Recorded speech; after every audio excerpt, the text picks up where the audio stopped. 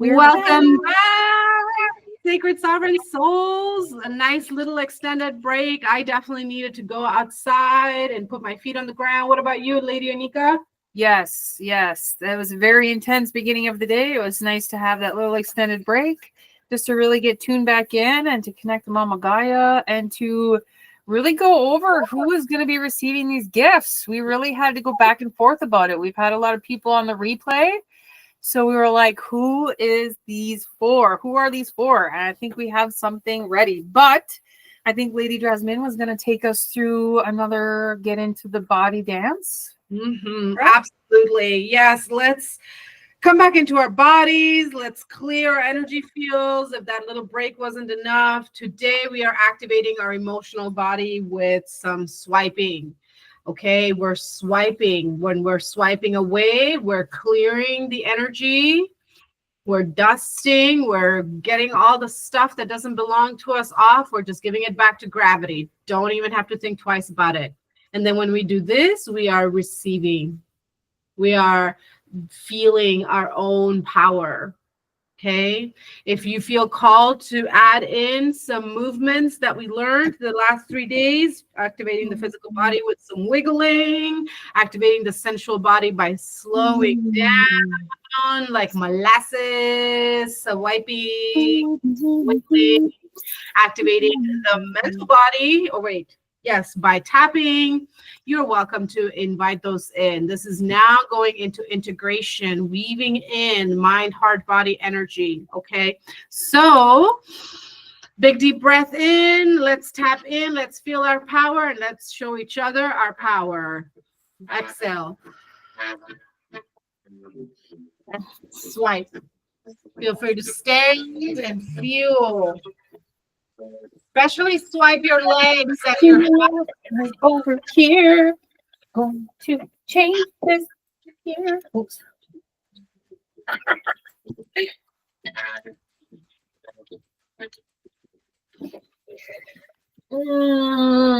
Getting into the body. Yeah. I'd also like to add rubbing some light, and you are the creator of your own light, rubbing that into the body, being your own empowered light giver, rubbing light into your body, rubbing light into your skin.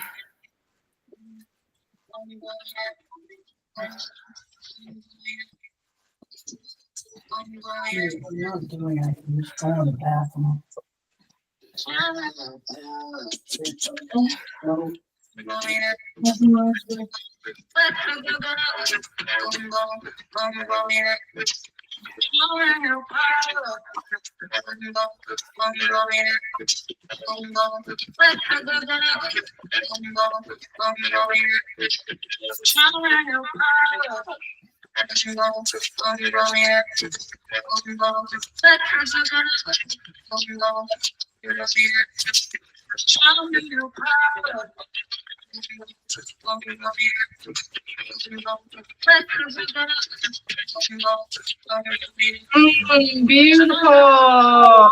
Big, beautiful, deep breaths. Love it.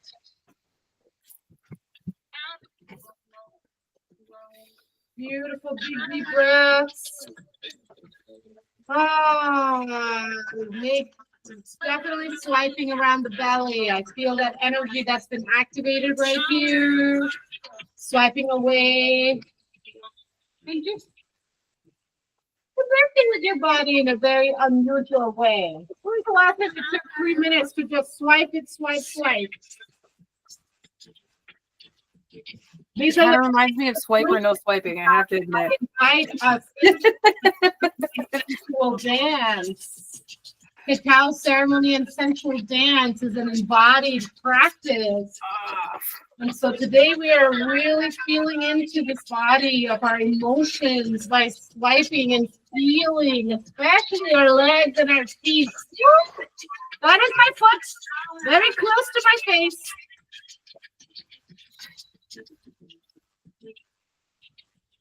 Ooh, looks like a beautiful guest speaker is in the room. How exciting. Let's feel her energy and connect as we come to the close of our movement practice, big deep practice.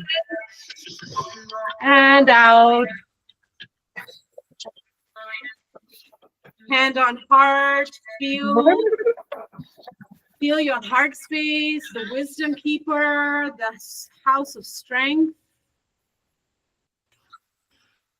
Welcome to your body. Welcome to this present moment. Thank you for thank you for all your experiences and choices that have brought you to this here now perfect moment. Big deep breath in, exhale, let it all go. And on the next inhale, welcome back. Okay. I am ready to give away these prizes. Lady Anika, take it away, please, and thank you. It is so exciting. We have 2 very beautiful gifts to give. That's not saying that we're not giving away anymore. We will be giving away another gift tomorrow. Is tomorrow our last day? If you're not in the VIP. But that is okay. We will be giving away another gift tomorrow. But today was a big day. We wanted to really honor the beautiful people who are here with us, coming in live, and also the ones on the replay. We've been seeing action, which is super nice. It's very exciting. We would love to know, those on the replay, what have been your biggest takeaways? What have you really been learning? What have been your aha moments? There's been so much we've shared. Even our notebooks are full with these beautiful speakers that we have. So what has been your big takeaway or your aha moment, or what has been the most empowering for you? For those on the replay, we'd really love to hear your vulnerable truths. That really brings you into the space of receiving these beautiful gifts that we have worked so hard to really bring into presence for everybody. So keep that in mind as we share these. And are we ready to give a gift? You have something to say? We've worked hard and we've remained in balance, because that's how we do it. We work hard, we pray hard, we play hard, and we nap hard.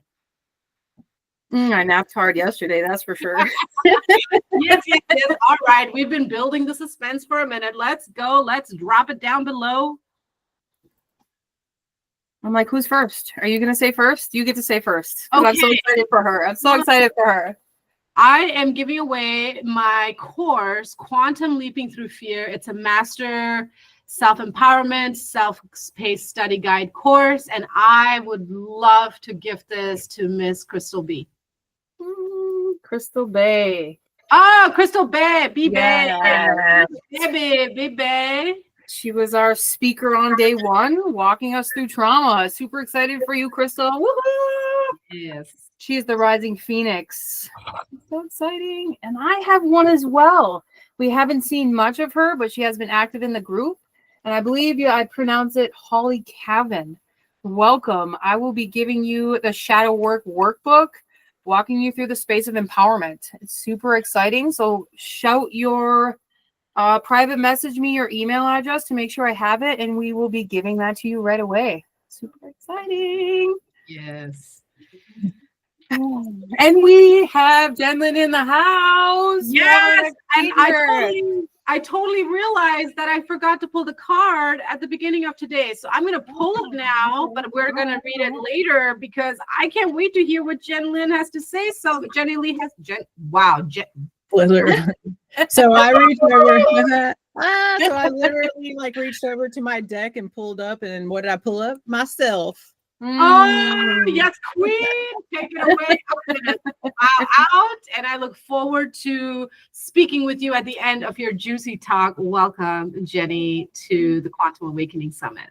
Hello. Go ahead with your card, sweetheart. I was just sharing because I was like, that cannot be even more fun. You know, when you're bringing yourself in, it's a good thing, right? So go ahead with your card. So the card that came out was the number 4. If the river flows this way. So the essential meanings of this card is the importance of going with the flow. Weren't we swiping all day at getting back into the flow? What is up? Okay.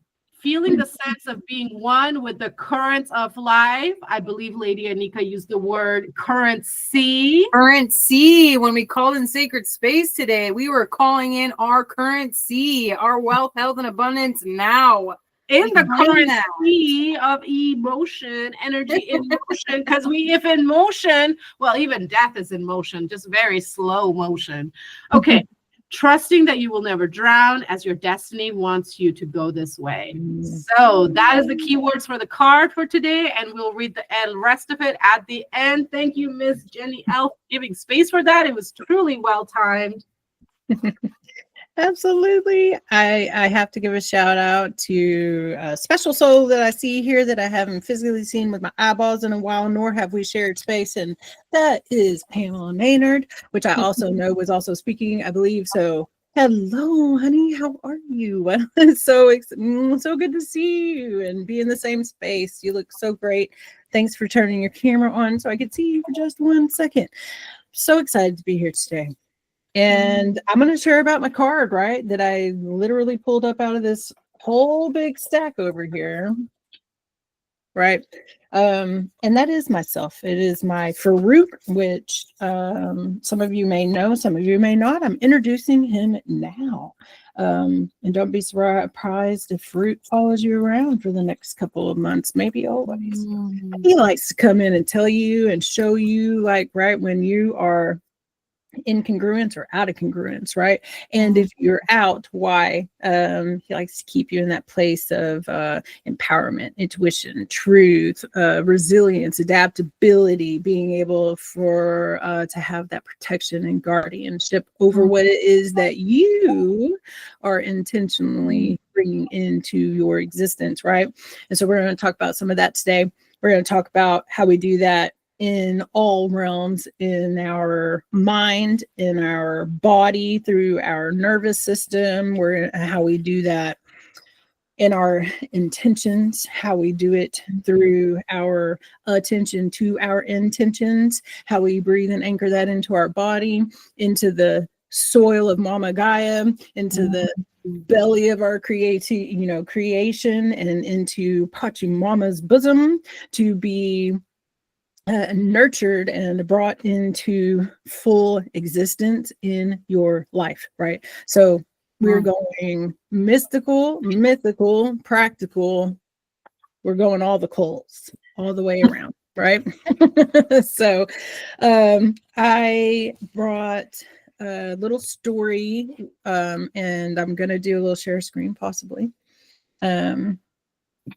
I have not used Google Meet, although it's pretty self-explanatory. I just need to pull up. This little story that Crow wrote for you all this morning, and Crow likes to write and Crow likes to create. So all of this Crow made for you this morning through my hands, and it is my pleasure to share. Right here, I see. Yes. There we go. Nice. Got it.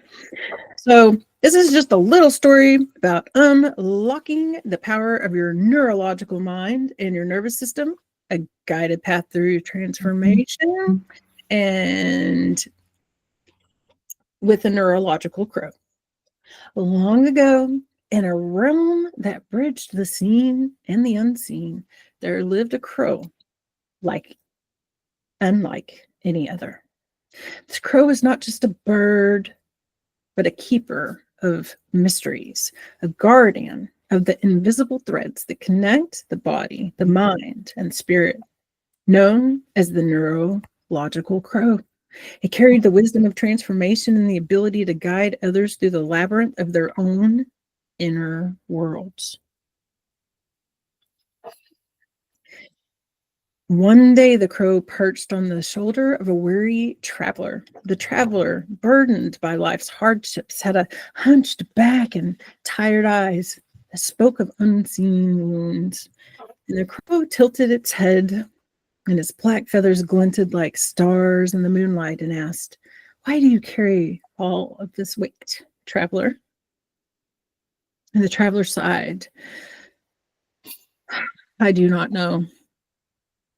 It feels like my body traps my pain, and my mind keeps replaying the same stories, and I want to move forward, but I feel stuck." And the crow clicked its beak. thoughtfully and replied, "Your body is a storyteller, and your mind is the scribe. And when the stories of the past are too loud, they create patterns in your nervous system, keeping you in a loop. But there is a way to rewrite them." The crow led the traveler to a still pond in the heart of an ancient forest. "Look into the water," it said. "Do you see how the surface ripples with the wind? That is your nervous system. The ripples are the signals that your body sends when it's trying to protect you." And the traveler watched as the crow dipped its beak into the water, creating small, controlled circles.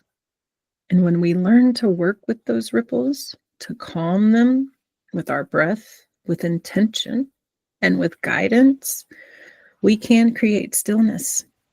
And in stillness, the story changes.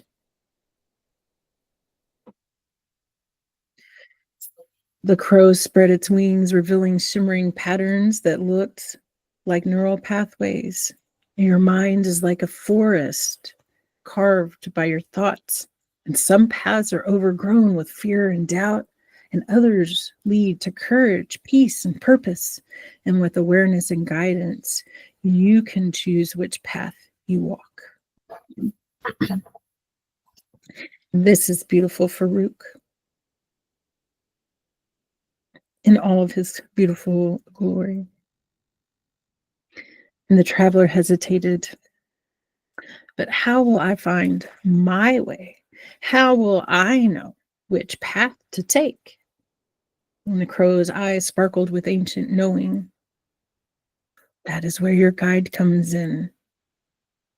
I cannot walk the path for you, but I can help you see where it begins. I can remind you of your power to shift, to transform, to become."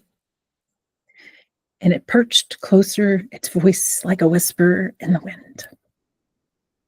We all need someone to reflect our light when we are lost in the shadows. You are not alone in this journey.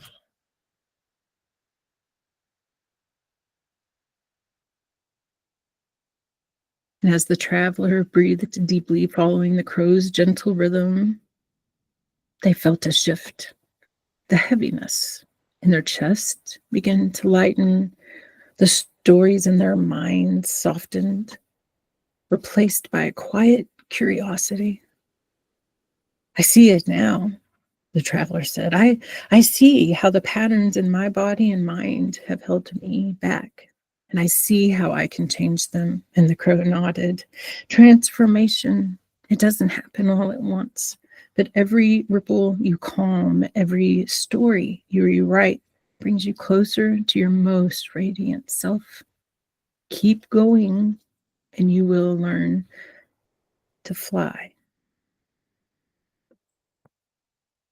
And as the crow prepared to take flight, it turned back one last time. Remember, the power to shift is within you. But if ever you need a guide, look to the ones who carry the wisdom of transformation.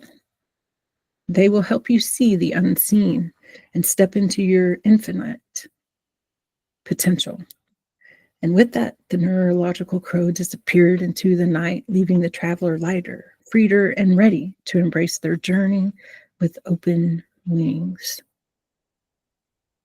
And just as you see in this last image, a guide never leaves without living a gift, and that gift is a scroll.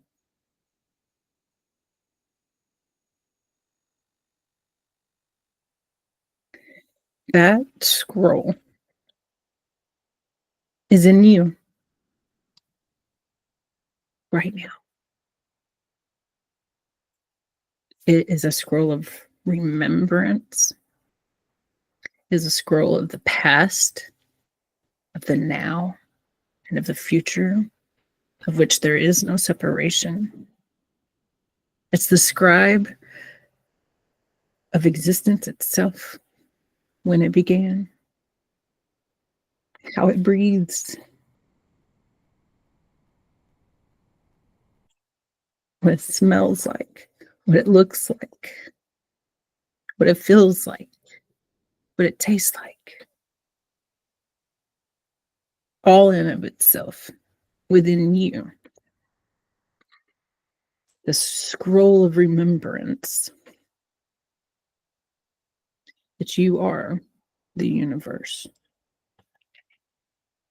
Of all the things that it is that you brought into this lifetime to do, of all the choices that you get to choose because you are chose in every day.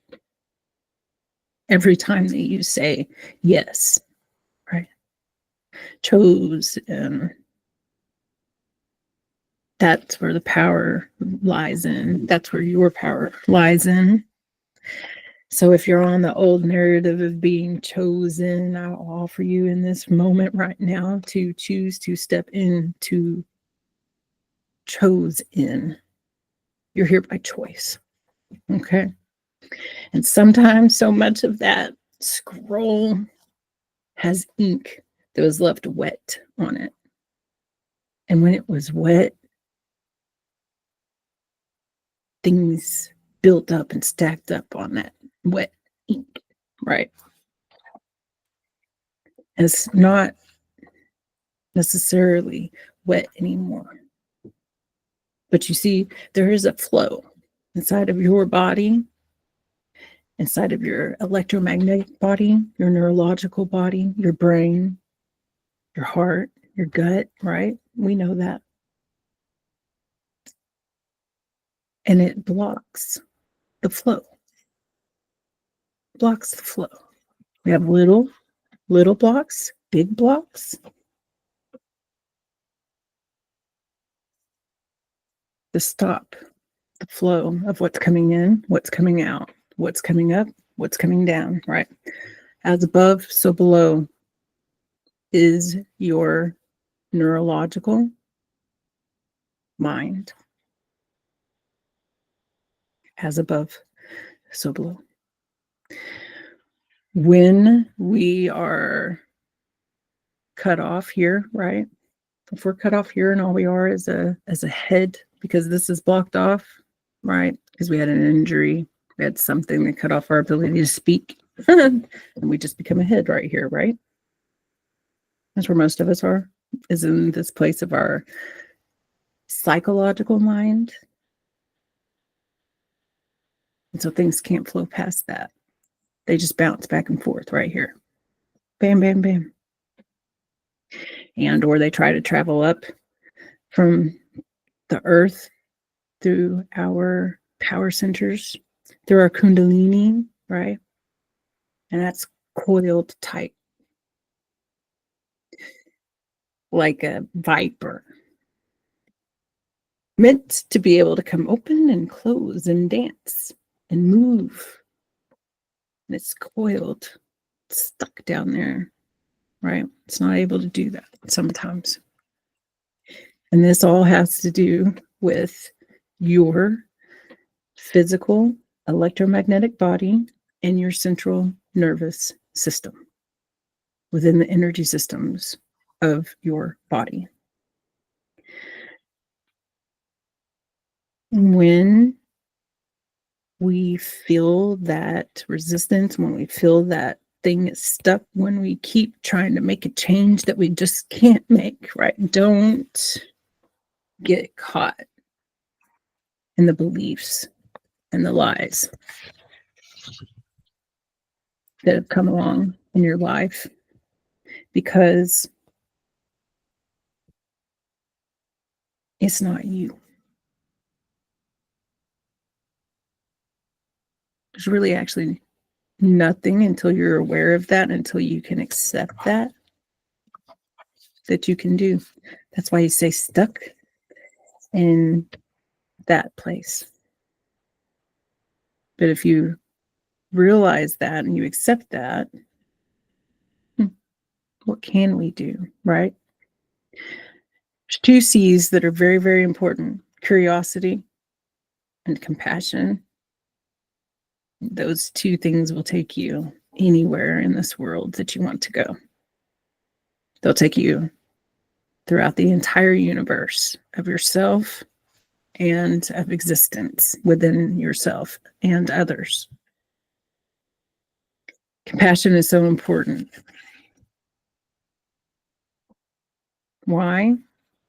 Because it takes compassion to be able to look from a higher view. It takes compassion to look from a place of truth, where you remove your judgment, where you remove your mindsets, your belief systems. You can remove all of that with compassion. Compassion is the totality of the universe and of itself, right? Compassion holds everything to its bosom. It says, sadness, come be with me. Come, let me love you. Let me hold you. Let me see you. Let me look at you. Where do you hurt? Where is the pain? Let me see you. Let me hear you. Let me nurture you and love you.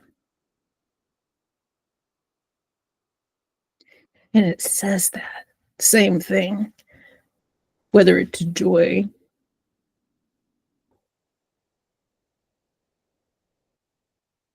or anger or apathy, fear, misery, doesn't matter to compassion.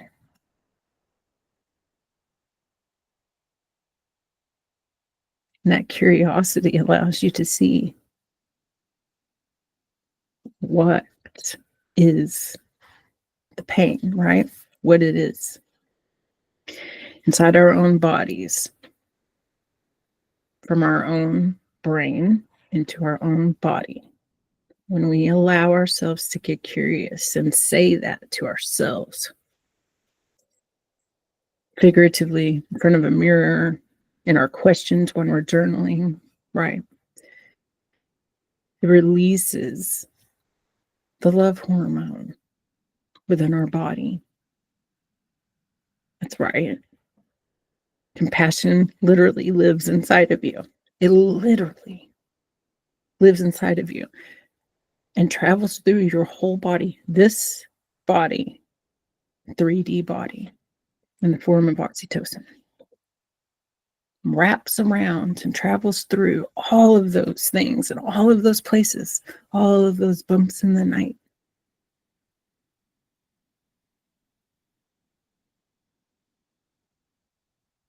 And does what I said. Then it can put out the call. Is it dis-ease? Right? Has this turned into a dis-ease? Because it can put in the call. It'll put in the call. Oh, I need some white blood cells here. I need some red blood cells. I need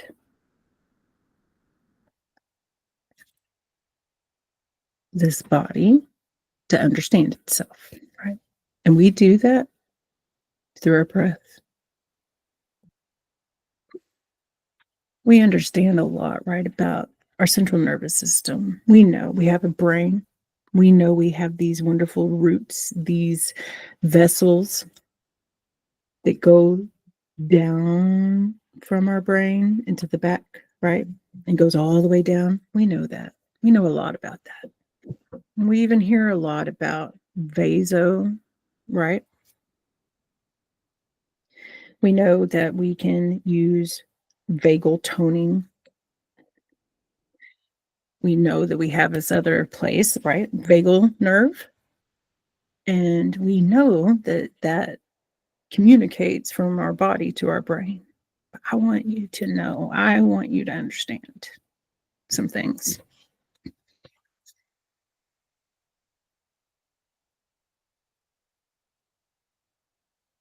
When you use your breath, it is literally a phone line. Do you understand? I need you to understand when you use your breath, when you take that moment to breathe in, when you pull yourself into this body, home, because this body, being embodied, is your home. It's not out here. It's in here. It's in here. And that happens through your breath. It's the phone on the matrix that you pick up to say hello to. And before you can even say the word, it has sent that message up to your brain. And your brain says, bam, I got you. Right? And you are transported into where it is that you need to be through the chemicals that are in your brain, right? Sometimes you don't have those chemicals. Sometimes we don't have those in the amount that we need to. There are things, right, that you can do to help yourself be able to create those. You can ask, right? Body, I need you to make serotonin, because I don't know who the hell serotonin is. I do not have joy. I do not have happiness. Serotonin is not in my life. Who the hell is serotonin? I need to know, because I need her in my life.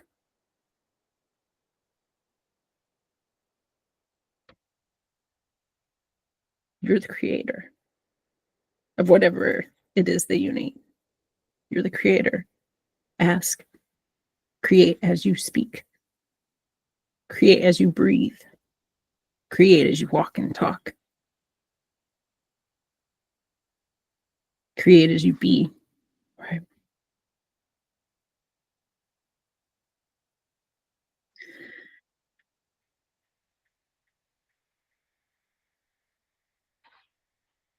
Lock that feeling that you feel. And if you don't, like when you take a breath, right, I'm going to ask if you're off camera to come on camera. Do you, when you breathe, do you feel that relief? Do you feel that reconnection? Do you feel it move through your body? Do you feel it go down into all of your body? Do you feel it going down into the earth, right? Do you feel that? Can you feel that? Yeah. Who doesn't? Who cannot feel that? Anybody?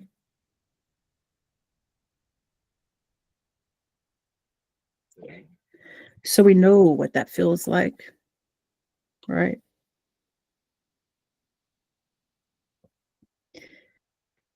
Can you make that feeling yourself right here? Can you move that feeling through your body, right? Because that tells you where things are stuck.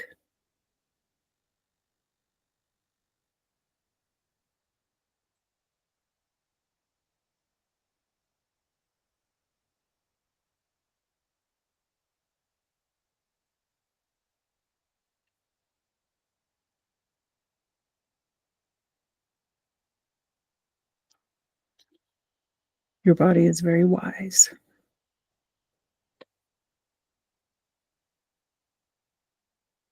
Which means that you are very wise and you know how to listen.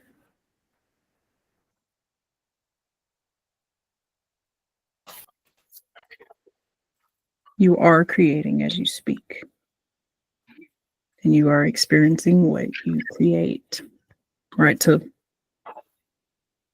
Your neurological mind tells you this also, and what it is that you see, the mirrors in your life, the experiences in your life, the words, the feelings, the tight muscles, the achy nights, the sleeplessness, the dreams, the flying, the falling, the eating, the hunger, the thirsty, the thirst that you just can't quench.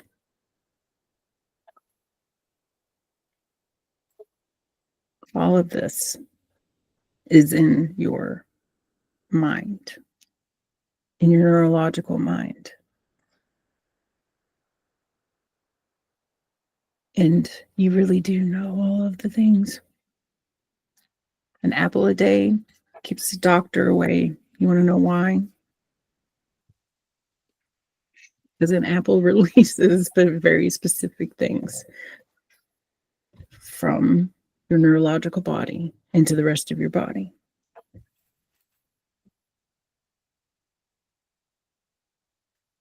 Because an apple a day reminds your body that it's safe. Because an apple a day comes from your root. Because an apple a day comes from the tree that you've grown. It comes from the abundance that you have created. An apple a day, right, can stand for all of those things. An apple a day gives you the ability to stand on what it is that you know, that you believe, on what it is that you want to do, what it is that you're here to create, what it is that you created yesterday that you can't see, but you know that you created it, right? That apple brings in the space of that safety, that you are safe. And it doesn't matter if you got blocks. You're going to have blocks, right? You can still have safety.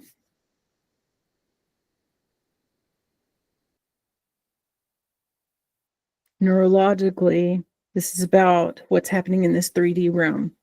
What you eat, what you touch, what you make, what you listen to, what you say, what you allow yourself to believe, how you sabotage yourself, how you run yourself into a place of exhaustion, how you deny yourself because you know all of the things that you need to do every day.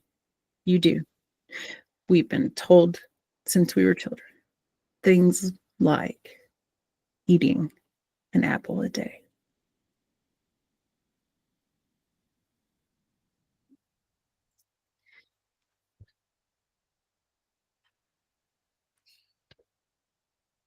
We have evolved, right? It's also a great time of evolution. And all the things that worked for you before that don't work for you no more, that's because we are in a different time, in a different place, in a different way. And all of the old ways, through you, through me, right? They're evolving. They have been unburied. They've been unblocked. They have been brought into the light of curiosity and compassion. They know who serotonin is. They know oxytocin. They know that an apple reminds them of their safety, of their strength, of their abundance.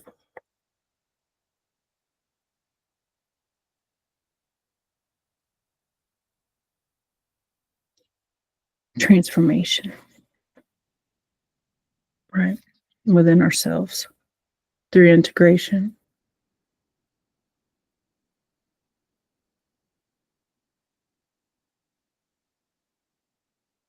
But how many of you are actually really integrating? Are you really using all of these systems?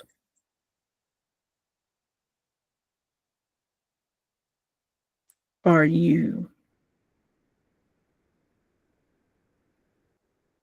using that talisman Are you creating a talisman for yourself?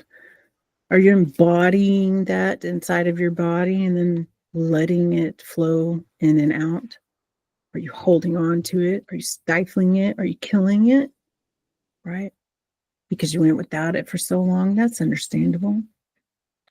But it comes back to that flow of having to be able to let things flow. Understanding that you have a real part of your body, in your brain, in your body, that is the reason that your life is a self-fulfilling prophecy. The good, the bad, the ugly. That's a real thing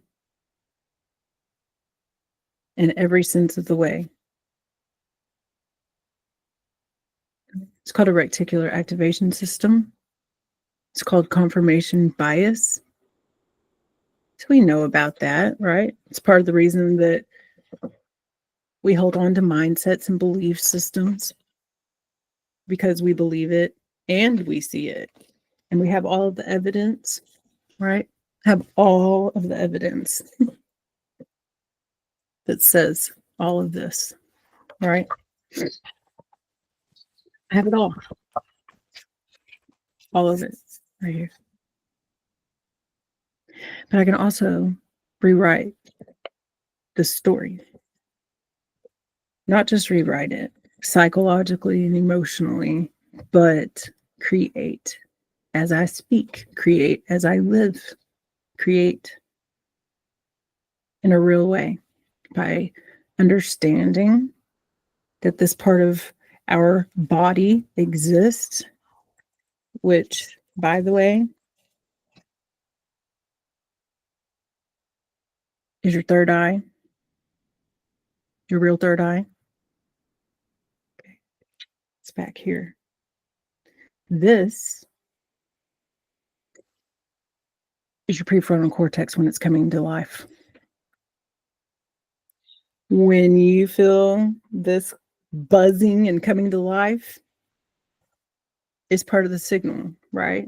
It's connected, but this is coming to life. It's your prefrontal cortex coming to life. Your prefrontal cortex understands and knows when things are happening in the confirmation bias area of our brains, and understands, starts coming to life. It starts saying, I know this, right? This is familiar. I understand this. I can see this. I can concentrate on this. In fact, right now at the moment, I can't take my attention off of it. Bam, bam, bam, bam, bam, bam. So there's something, right? There's something that you have said. There's something that you've created. There's something that you said, when I see this, I'm going to recognize this. Whether you said it eons ago or whether you said it yesterday and you forgot when you fell asleep, it's okay. That's what happens. We're human. That's what happens in this human experience. This is why you have to do things purposefully, powerfully, and with intent. Right? So when you say, I recognize this, I'm going to change this, I want this, and you say that you're going to create that, you have to write it down, right? That's one thing. First thing, you have to write it down. When it's up here, floating around through the cosmos of existence outside of yourself, it's energy. It's in the 12th realm. It's in the upper realms. It's in the nether realms, the mid realms, the lower realms, right? It is not in this 3D dimension until you put your stamp on it, until you write it down. You have to pull it down into matter. You have to pull it down into your body and then use this body that has matter. You have to move your mass with a utensil, a pen, a marker, lipstick. I don't care, right? And you write it down. When you write it down, you give it form. You can feel it, taste it, touch it, lick it, eat it, smell it, sleep with it. You can love it. You can nurture it. You can feed it. You can ignore it and let it die and not come into fruition because you didn't give it that compassion, didn't give it any curiosity other than when you brought it and you wrote it down.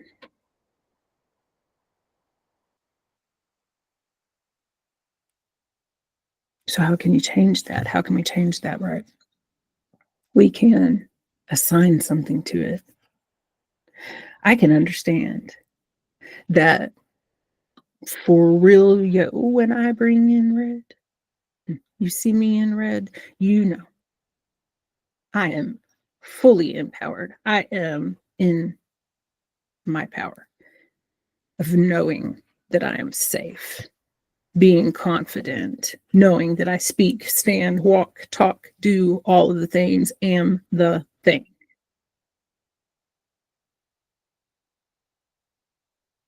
So, what if I take this idea, this thought, this want, this desire, and I wrap that in red? I wrap that in a red blanket. And every time I put red on, I put that on with it, right? And every time I see something that's red, I say to myself, and I think to myself, and I write it down again and again and again until it becomes natural, until it's something that I actually see. And it's not something that's written down anymore. It's the real living thing that I have, that I'm experiencing. And until I'm going to give it the attention that it needs every single day in every single way around the color red, by using all of my senses, all of my energies, and all of my understandings to be, yep, that's the thing that I want. Yeah. What was that? What was that thing that I wanted? You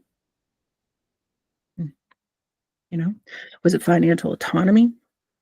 Was it freedom, peace, tranquility, right? What is it? What is the thing that you want? What did you pull down? What did you wrap it in? What did you use your body? Because then every time you see that, serotonin comes down, oxytocin comes down, the reward systems in your brain open up, and your being says, your body says, I am ready. I have the room. I have the feeling, right? I attach all those things together and I draw that in and I place it somewhere and I keep placing it somewhere, right? And that's how I have it. Belief is will power. And can you get somewhere with willpower? Yes, you can. Can you grit something out? Yes, you can. Can you put the world on your shoulders and push it up the hill over and over and over and over and over and over and over and over and over and over again your whole damn lifetime? Yes, you can. Yes, you can.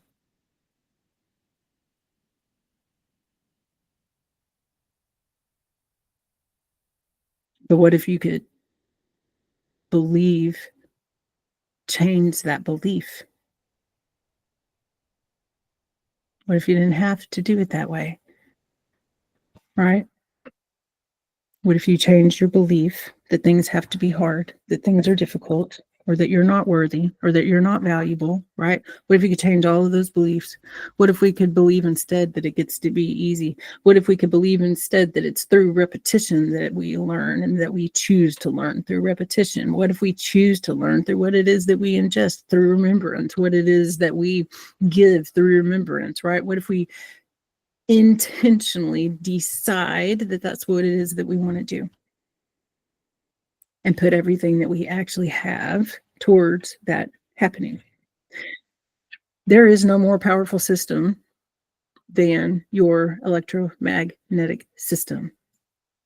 In this 3D dimension, that is your spirit body. It is your highest body. It is you in your highest form. It is you in wholeness, completeness, right? It's all of those things. So use that, learn that, teach yourself what that is so you can use it in this way. Right. You really are an infinite world creator. The universe is mental in this 3D realm. Okay. The universe really is mental in this 3D realm, because what you believe, what you say, right? All of those things are connected to the messengers that are inside of your brain. And serotonin, she's got messengers with her, right? She's got messengers with her that she brings, and they speak to you in a certain way, and they're coming from your brain. They are a chemical, they are a hormone, but they have a voice. They have a voice that says, you're never going to have that thing.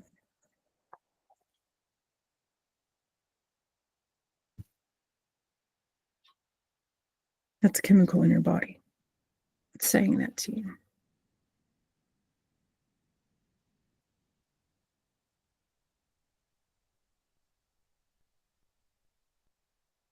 Because that's its 3D form.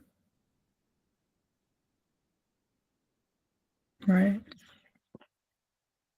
With a message. That's all. That's all.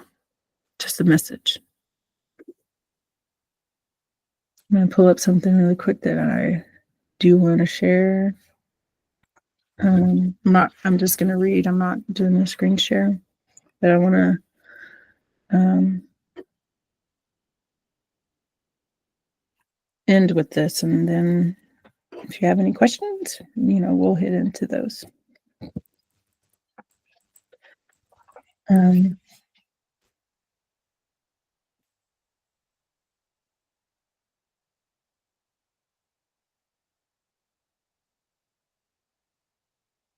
So,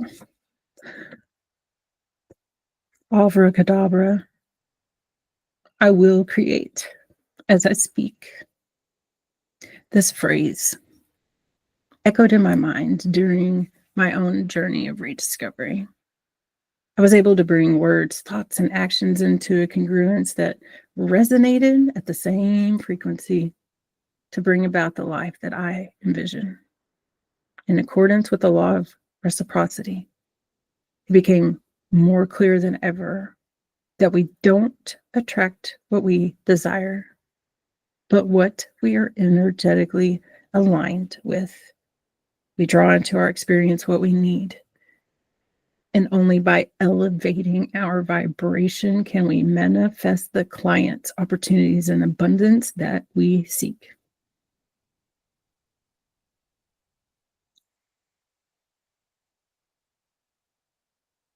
You cannot seek what you're not ready to have. And the longer you seek after things that you're not understanding, the longer they're going to run from you. Right? Because think about it. What do you do when something's chasing you?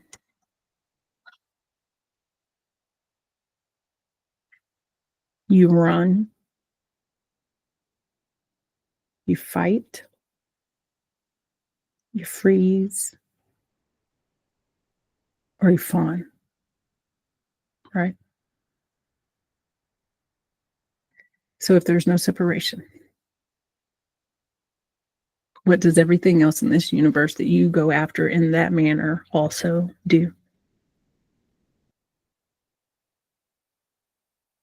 The same exact thing.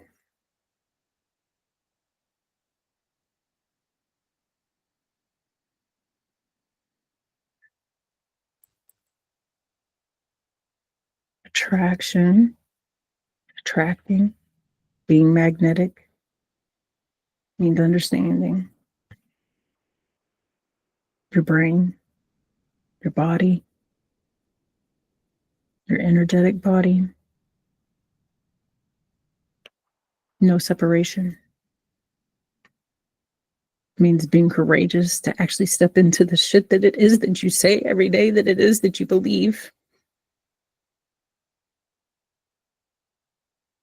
and calling yourself out on your own bullshit when you don't have it, because you are why you don't have it. And that's it.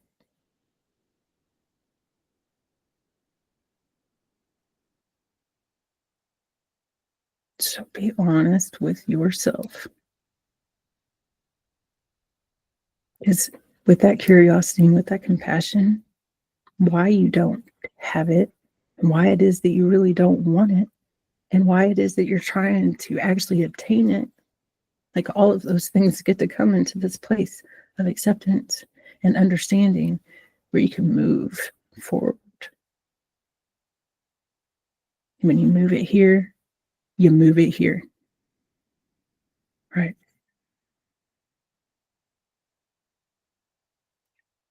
Several years ago, 13 years ago, I had a very large trauma happen in my life. And I actually experienced the Japanese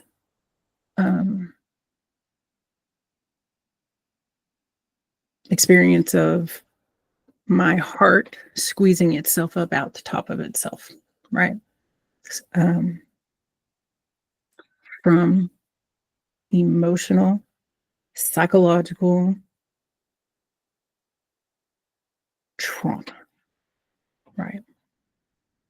It happened in my physical body because it's energy and motion within our own body, right? And it took me 8 years, and I still have, right, remnants of things. I have to take a couple of medications to help myself along, right? But I reversed that back, right, into its own place.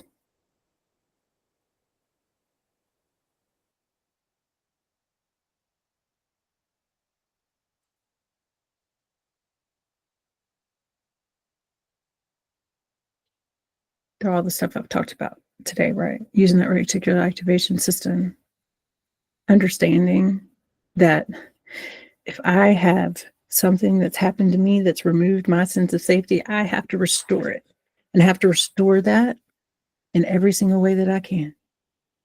Seeing the color red, eating the color red, sleeping, eating, breathing, being the color red until I have that restored, until that is pumped so full of red blood and enrichment and nourishment that it comes back to life. And when it does, there is no not knowing that that's what has happened, because everything opens up, right? Like a whoosh. You ever, and I know that you all have seen a pit viper that's coiled, and when it comes up, right, when it jumps up, that's what happens. And everything moves again, and it's a flush and it's a flurry all the way up as far as it can go, and or as low as it has to stay, right? Okay. Well, that's pretty damn simple. What's the next color on the energy scale, right?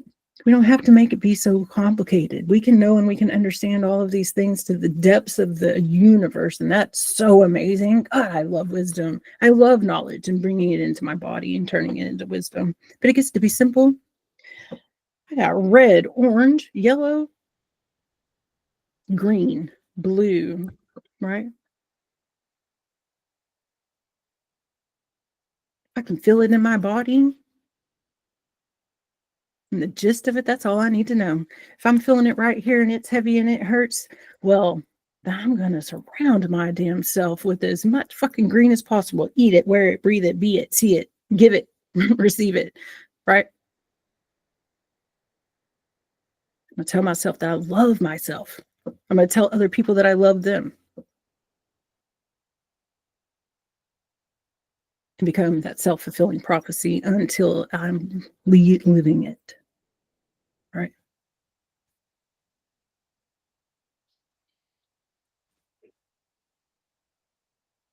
And I could go on and on and on, and I have. And so all of that also to say that you are loved and you are so powerful. And there's really nothing that you cannot change and experience.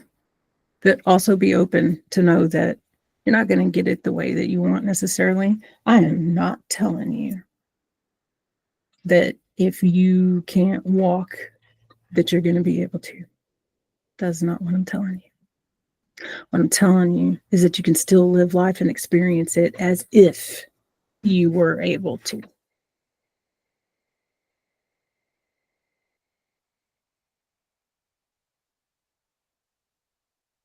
Right.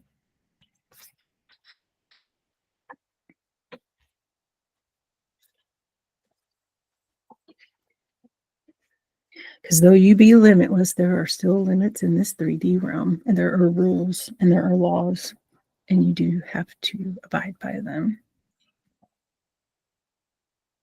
Right. So that's it. You are absolutely, I could listen to you all day, as you know. Amazing, amazing, amazing. Thank you, thank you, thank you, thank you, thank you. There is so much in that. There's so much. So many ooey gooey yumminesses. And how you opened with a story with a beautiful crow. Thank you, beautiful and amazing Jenlynn. Thank you, thank you, thank you, thank you, thank you. Yeah, that crow story, that whole crow constellation, Jenny, I'm gonna need like 3 days to like write the poetry that was coming through just from that image. Freaking genius gold. I was like, hold it in, lock it down in a note, come back to it later, come back to the present moment. So thank you. You know, that really speaks to the storyteller and the poet that I am. And I'm just like loving the union of healing energy and creative energy that you're bringing in, because you, me, and one of our other speakers this week are sharing this aspect of how we can heal ourselves and our creative whole through activity. Yeah. Love that. Yeah, I am creativity.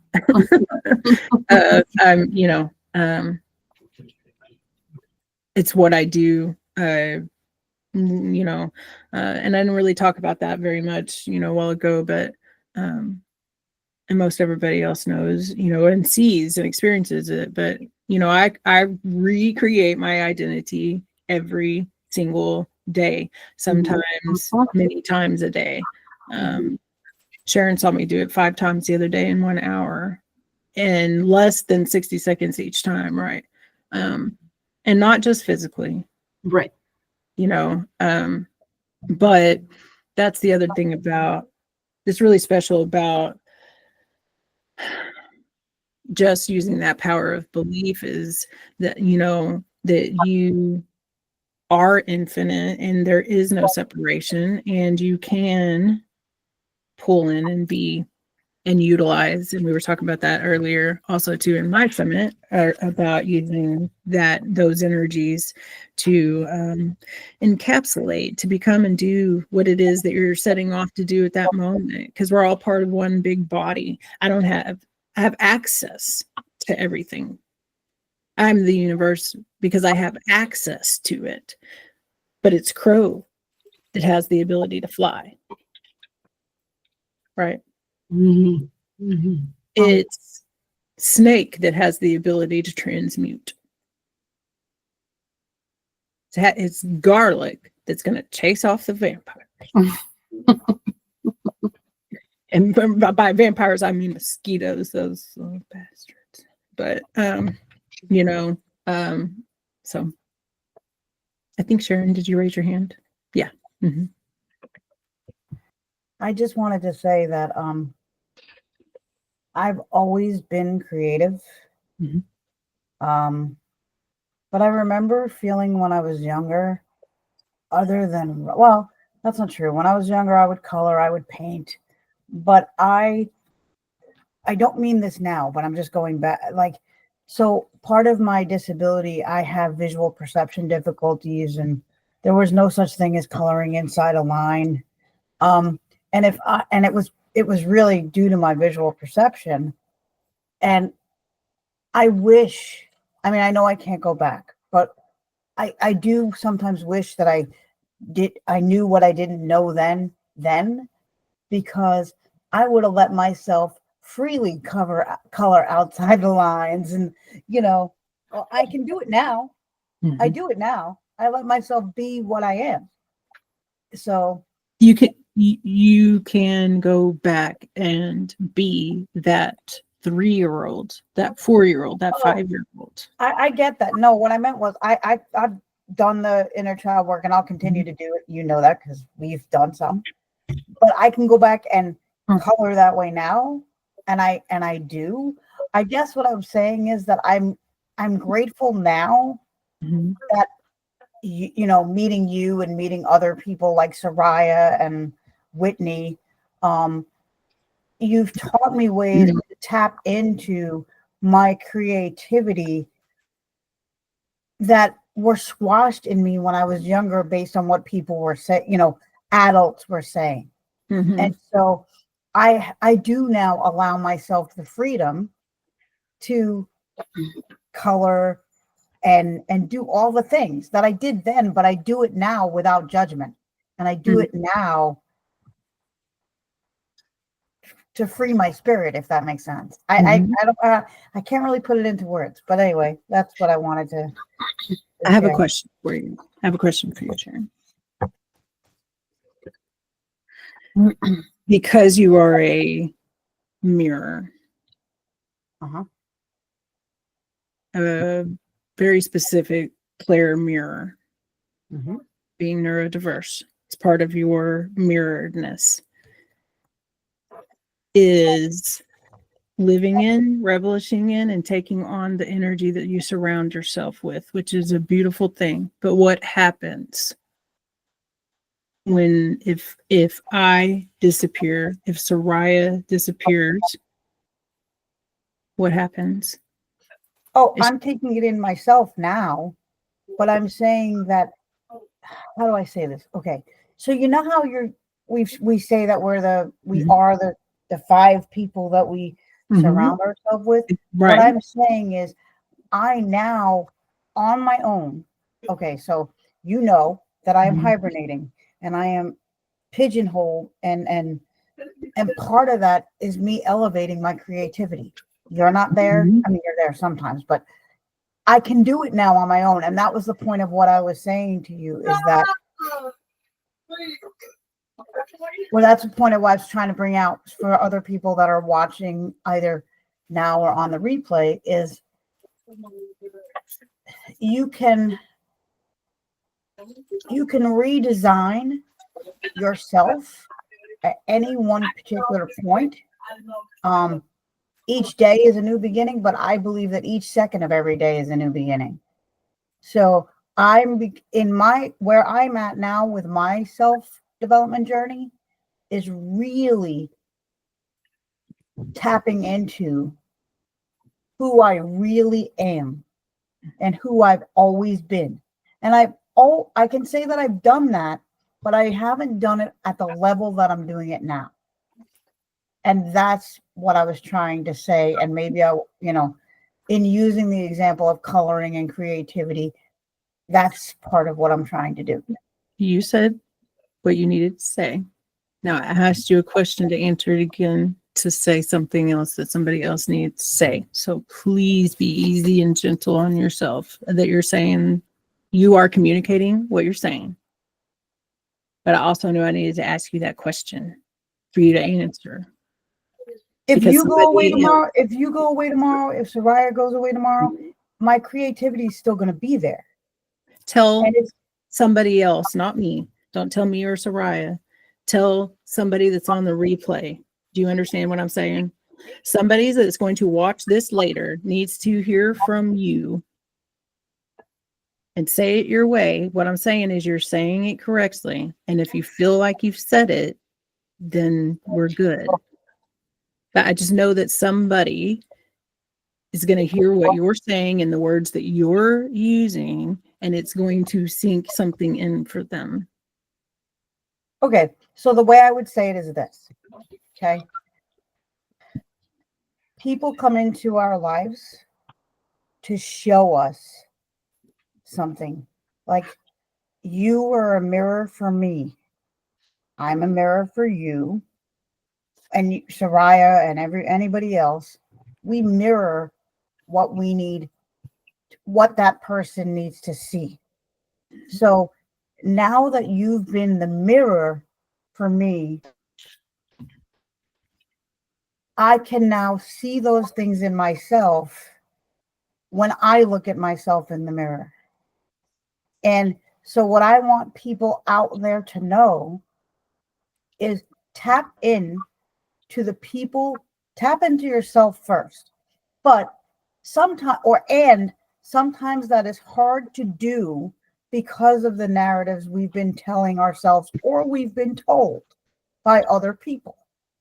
And so tap into those people that you trust are giving you or are being the mirror that you need them to be.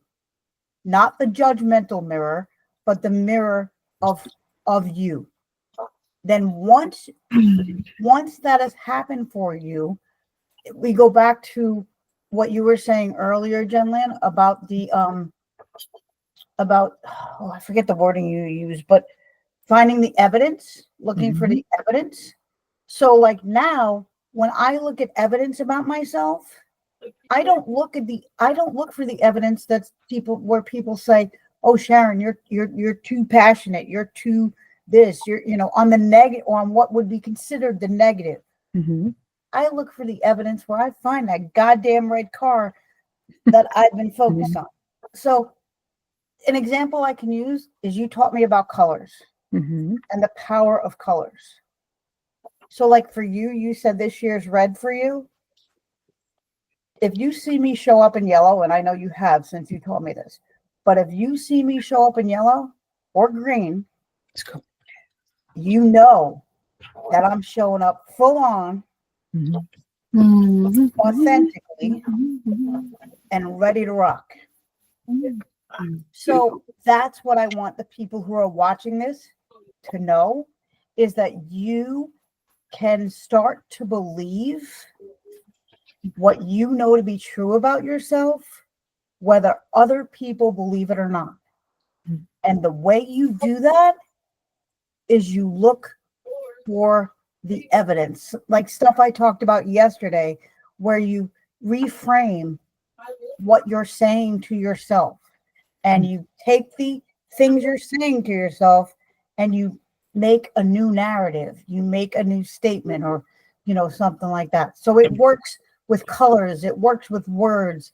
And so you can become what you feel and what you see on the inside and the outside, and so that everything about you is congruent. Does that make sense? I hope.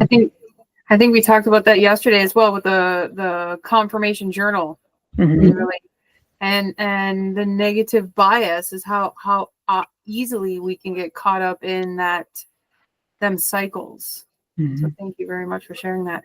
I would love to ask you a couple questions. Beautiful and amazing, Jenlynn, with your beautiful share. A couple words really stood out for me, and the first one was the labyrinth, and how you tied it in with the neurological functions and the chemicals in the brain, like the oxytocin. Like you brought matter into mass, and I would love for you to share a little bit more about the chemicals of the brain and how to first off, what's the labyrinth, and how we can use those chemicals or neurological functions to shift through that for us.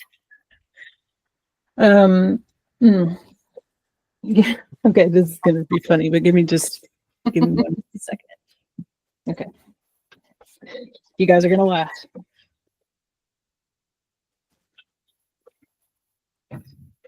But when a girl's got wigs, she's got hair, right? So, inside of your brain, when we talk about neural pathways, right, they are smaller than this hair, right? They are infinitely smaller. And so one little bitty section, a pinpoint, right? The point of this has this as a map or a labyrinth, if you will, of neural pathways and highways, nerves, which are communicating back and forth about your safety, about pain, about hunger, about all of the, what you feel, what you taste, smell, all of your senses, all of your extra senses, right? I'm sure that you can probably also see. I picked this up off of the floor, and it has a safety pin in it. It has a little piece of cardboard in it over here, right? So there's these little things that are trapped up.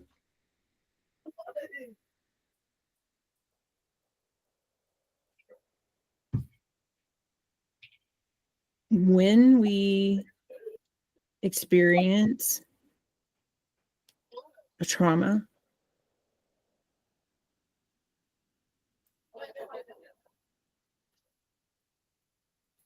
this whole big section, right, that responds, this section that was responsible for absorbing and communicating what was happening, becomes all twisted down, right? It becomes all twisted down.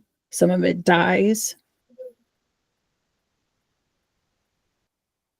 And so it then becomes also this trap. This is all trapped here, right?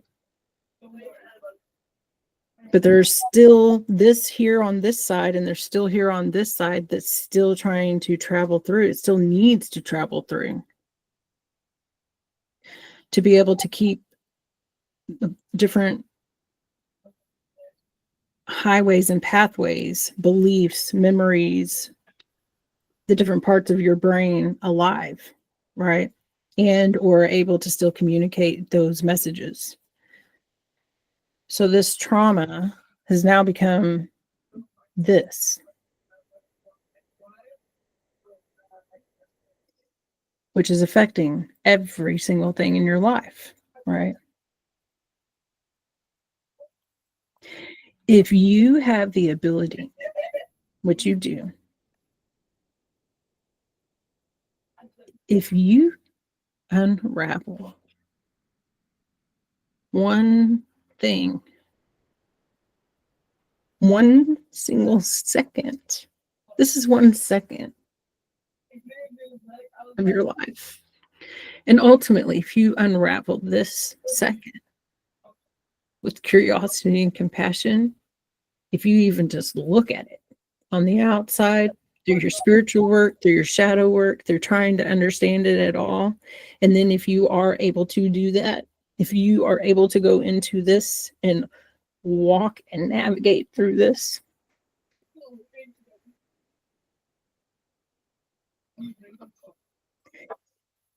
how powerful are you? How magnificent are you? Right, you're a miracle. And that you're here is proof of that. So the neurotransmitters, right, that are actually involved in this are serotonin, oxytocin, dopamine, epinephrine, for a few. There are a lot of neurotransmitters, and they're still able to kind of get through this, right? They can take the little labyrinth way, but it takes longer. It lessens the time. It lessens the impact. It's like having, when your hand goes to sleep or something, right? Also, that is it any wonder that you can't remember this shit? Is it any wonder that you can't access this. Because the other part of that is this. This piece of information is coming from every single part of your body that experienced whatever trauma it is that you experienced.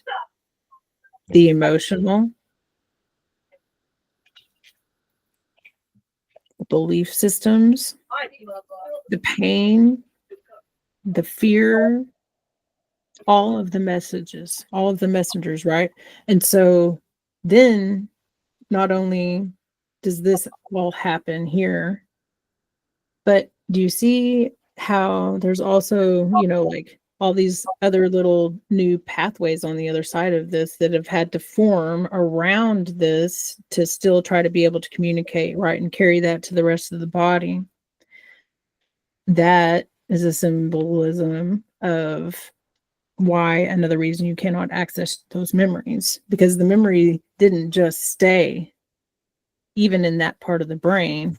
It went across the brain. It has now been carried across the brain. So your brain itself has to go through this labyrinth of pathways to try to remember and try to recall what it is that happened. And that's why you can't. And the biggest blessing in that, though, is that you don't have to. You do not have to remember to be able to understand that this simply needs you to remember the power of compassion and curiosity. Thank You you. don't have to remember. You can release this, right?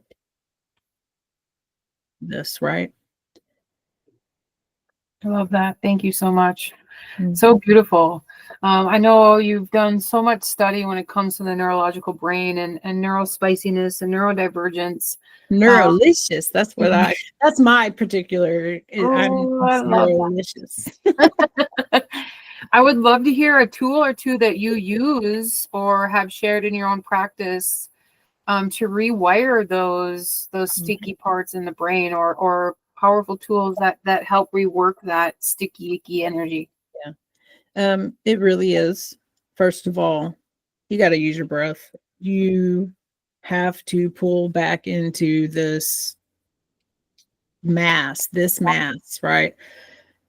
In the 3D realm, you have mass, and anything that's outside of this mass cannot move the molecules in the 3D realm. The only thing that moves the molecules of the 3D realm are molecules of the 3D realm, and that is this body. Okay.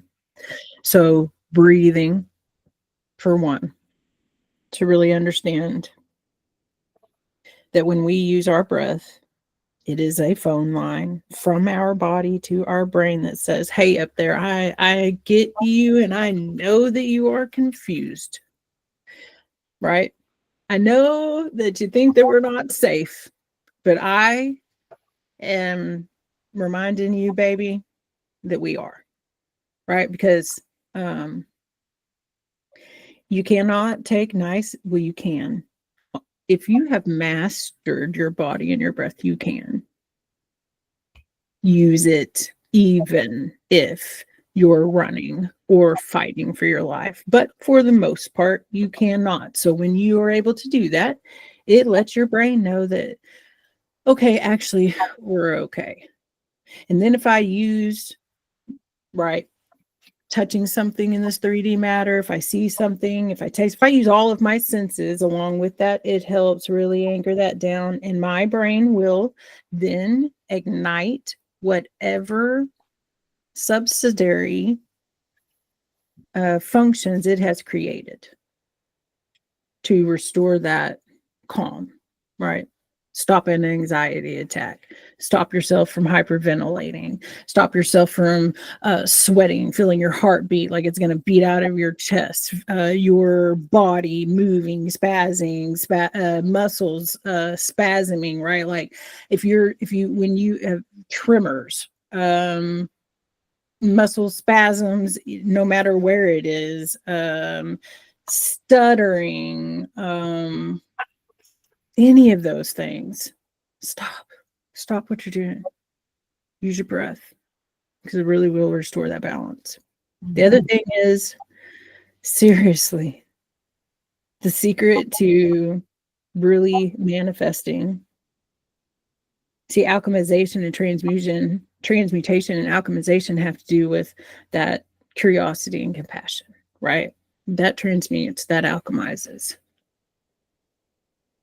To attract and magnetize and change the magnets in your body, to activate the law of reciprocity, the law of attraction, you use your reticular activation system and that confirmation bias mindfully, purposefully. You understand that your negative bias is just a program, it's just a system that's running. And yes, it's based off of your beliefs. And yes, you have every right that you've built it, you've earned it, all of those things, right? Yes, you have. And if you want to stay there, God love you. I love you, right? That's okay. But you do not have to. And you can use that same system to create your new life, your new beliefs,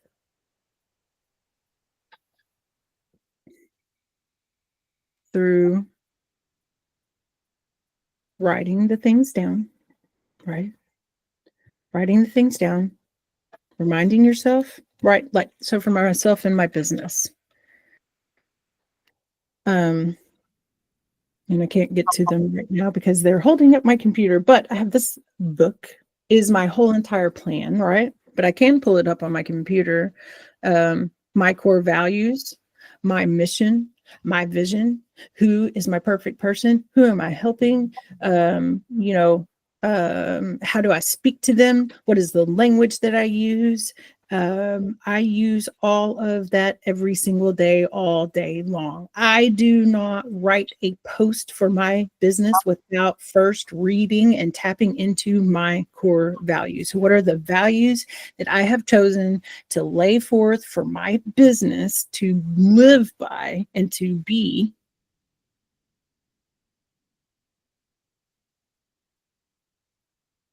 If you're not reading it, looking at it, seeing it, eating it, breathing it, you're not living it. You're not.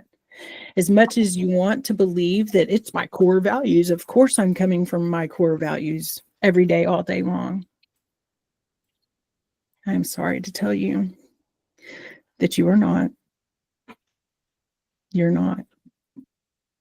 Things distract us. Things pull those other, right? That other strings being pulled. That's the anti-belief that's activated right now, right? You have to consciously understand every 10th of a second, you oscillate between energy and matter. Every 10th of a second. And it's really even faster than that. You are constantly oscillating between energy and matter. And you have got to manipulate the matter to bring it right. You have to manipulate the matter from the energy. And that's how you do it. Beautiful. Thank you. I know, Sharon, you have a question, but I'd like to ask one more question here for the audience. Before we hand over the floor to the beautiful attendants today, and I think Lady Jenlynn has one as well. I see her itching at the side of her chair there. You are like the master of transmutation and transformation, and your beautiful looks and your makeup and your business and how you show up in the world. And since tomorrow is quantum shifting day, I would love for you to share what tools you use to really create those shifts for yourself, and how you would maybe coach those on the replay to do that for themselves? Maybe a tool or two.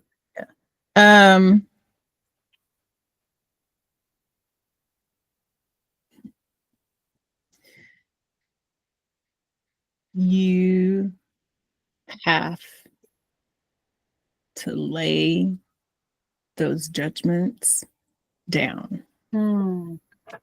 Judgments have to die.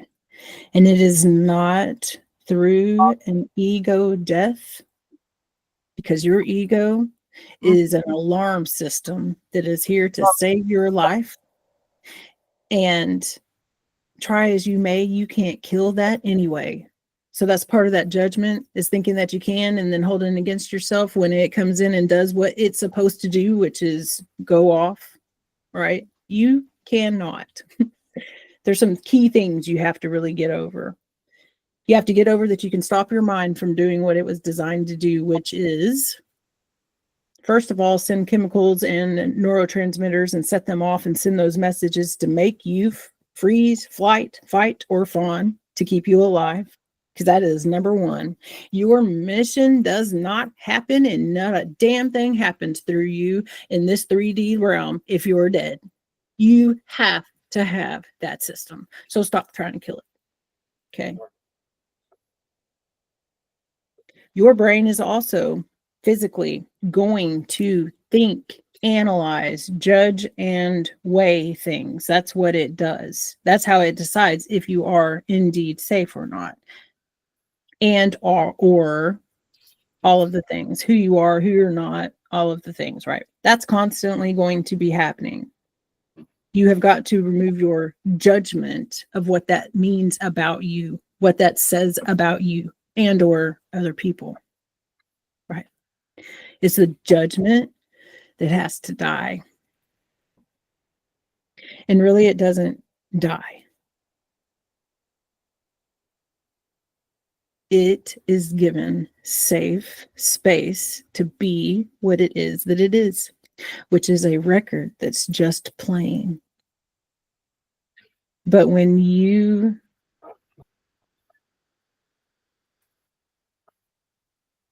separate, that there is no separation, and when you accept, this is about accepting every single part of yourself radically and audaciously. Okay. This is accepting every single part of you. This is accepting that you are Jeffrey Dahmer. This is accepting that you are the person that hurt you. This is accepting that you are the person who hurt somebody else. This is accepting that you are also the person that made those things okay and you made them right. You have to accept that you are also compassion. You have to accept that the same world that made you and made compassion, made anger, made rage, made bad decisions. You have to accept that hurt people hurt people. Hurt people hurt people. Okay? Hurt hurts. Hurt has a job to do, and that's hurt. That's its job. That's its message. You can't kill hurt. You have to love hurt. Right? This is when we truly come to a place of there is no judgment, there's no right or wrong. I am the creator of all. I am not going to go to some fiery lake of hell because I choose to believe, right, that I am the creator of my world, and then therefore do it. But you can't create what you don't. You cannot create something that you judge. You cannot. You have to let go of your control. You have to let go of all of your belief systems. You have to let go of all of those things. And then you have to be willing to jump into that fiery lake that's your gut, right?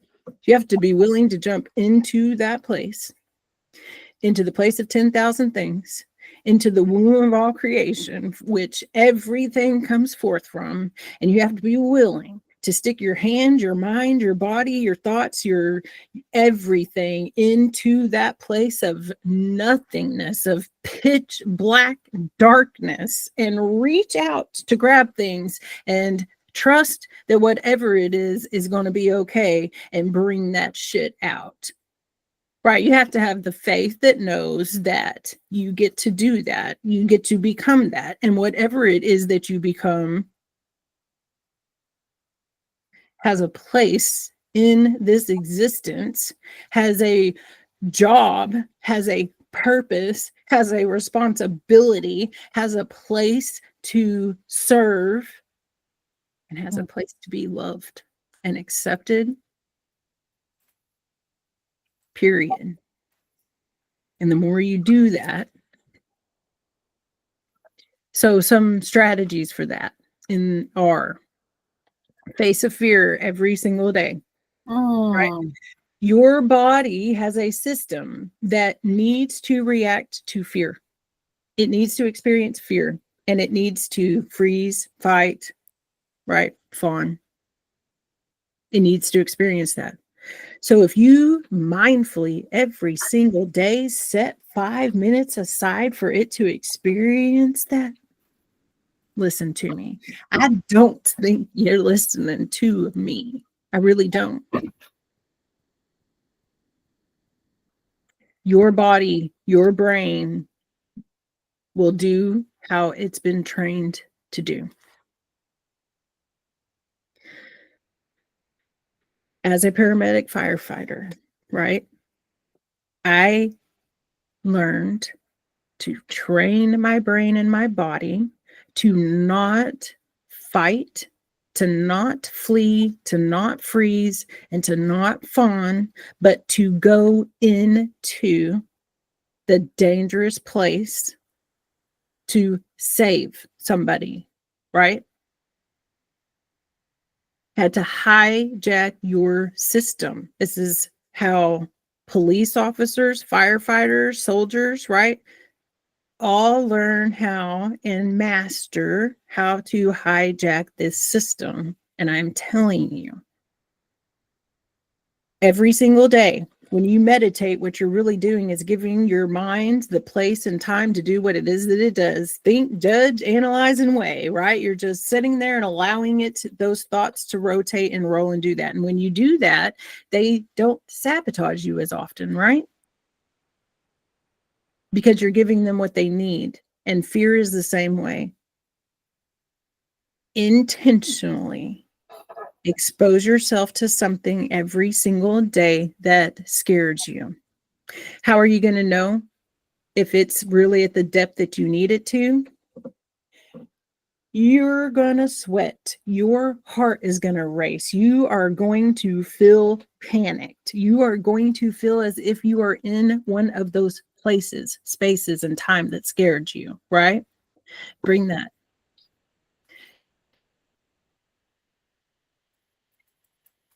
And then you use your breath to bring yourself right back down into that place of safety, right?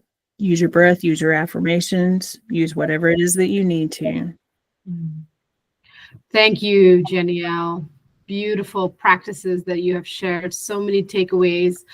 We have time for one last very brief question. I believe, Sharon, you had your hand raised. Do you want to come on stage and ask your final question for the day? Sure, if there's time, I will. Jenlynn, my question to you was about what you said about not having to. I don't remember the words that you used, but it made me think of family members that I have that have experienced significant trauma, including myself. Mm-hmm. You said that you don't have to remember certain things. So the way I heard that, if I heard you correctly, is that you don't have to be able to uncover the memories that you don't remember. Right. But you can still heal. Yes. So I was wondering, because that's not what I've heard. Like, I believe you, but that's not what I've heard. I've heard that in order to be able to heal from those things, you got to be able to recall the memory. So I wanted to ask you, how can you heal from those traumatic memories without uncovering them and rewounding yourself with the memory. Right. So when the memory becomes reachable, right? The part of the movie, right? That's what a memory is. It's a movie, it's a museum, it's a picture that it plays, right? You can visually see it playing out, you can hear it, you can, right? There's something from that becomes a visceral experience. The visceral experience of it that really actually matters is what did you feel in that moment? What you felt is what is trapped in your body. It's what you felt. You do not have to remember. You do not. And in fact, the only way that you should go back to a place in time where you're actually visually going back to see is if you have mastered the ability to be curious and compassionate. You can only go back to that place as a witness. You cannot go back to that place as the victim, or you will reharm yourself and that fractal of yourself that is there. Don't do it. Don't do it. If you can't, and you know whether you can or you can't, because you can do it in this 3D realm. If you can't do it, don't be trying to go back. What you can do safely is pull up the feeling. It's the feeling, right? So there's this thing that we call it swamping. So it's somatic, and it's getting yourself in a place through your breath, right, where you're safe, you're comfortable without interruptions, door shut, locked, whatever it may be, phones off, there's no distractions. And most of the time we tell our body what it's supposed to do. Even when we do yoga, when we do dance, when we do a lot of trauma somatic release, we're telling our body what to do, and our body needs to be able to tell us what to do. It says, bitch, get the hell out of my way. I know what I need to do. And if we can do that, then our body will begin moving that energy out. And that is what's trapped. That's what needs to go. There may be emotion attached with it. You may realize that you are sobbing. You don't have to know why. Maybe your little finger starts twitching like it's doing some kind of, you don't even know what, and you start sobbing at the same time. You just let those two things happen. And just let the thoughts of your mind that's trying to figure that out, just let that happen. Just let it all happen. And it will unfold, and your body will go through that natural release, and it'll be moved. And that's it. That's done. It's out. It's over. Congratulations. Thank you, Danielle. That was such an important question, Sharon. I'm so glad you brought that in. And if I may speak into this as well, I love what Jenny said about like really focus on the emotion, right? Because that's ultimately it is. It's just trapped energy in motion. And this is something that was addressed earlier in the week. This is part of what EMDR does. EMDR grabs the ball sack of that dense emotion and just like helps you, milk it until it's empty. And a practice that I share with my clients is tracing the spiral. And you just walk the thread of emotion and just allow yourself to hold yourself gently while the emotion changes. In my personal practice, I take that to another deeper level. And I have a master course about this. And this was one of the gifts earlier this week, the Emotional Mastery Toolkit, where I have a guided meditation that allows you to engage with an experience from that seat of empowerment, only focusing on the emotion. Pulling the emotion out of the experience, working the emotion, and then when your body is ready, it will remember if it wants to, or not. It could just crumble because it's like the experience was so small, but the emotion was so vast. The last thing I want to say into this topic is I remember a few years ago, I met this Tibetan Buddhist elder, and I was telling her, like, I was struggling with remembering this past life where I just felt like I was crushed and I was so small and I couldn't remember what happened. And she looked at me in a dead serious face and she's like, what if you were a worm that was stomped on by a boot? Do you really want to remember that? that hit me of like, wow, that emotion was so intense of literally being pulverized with a boot that I had made it this big thing for myself when it didn't really matter. And the moment I accepted that the emotion of being crushed was what I just needed to real ease. Jenny L, I love your use of words. I was having all kinds of brain gasms over here with your use of language. Thank you. I am right now. I'm like, oh my God, braingasm. And then grabbing it by the ball sack and milking it. I'm like, oh my God. So great. you know, we're on that vibration with the fucking quantum mastery of language. I see you, I feel you.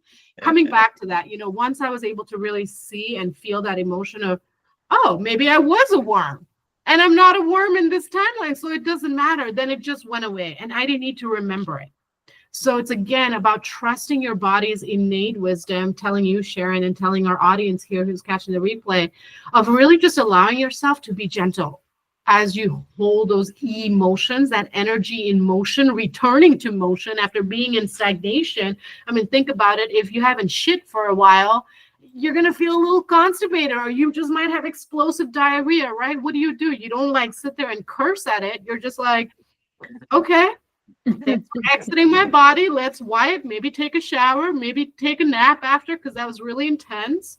And we just continue going. I actually have to push on that a little bit. Some of the energy that we have coming out of us, we don't want to be gentle with. I don't want to be gentle with some of it. Sometimes I want to hear it when the bodies hit the freaking floor and I want to cast it out. I want to push it out. I want to get it out, and I want to do it in every way, shape, or form.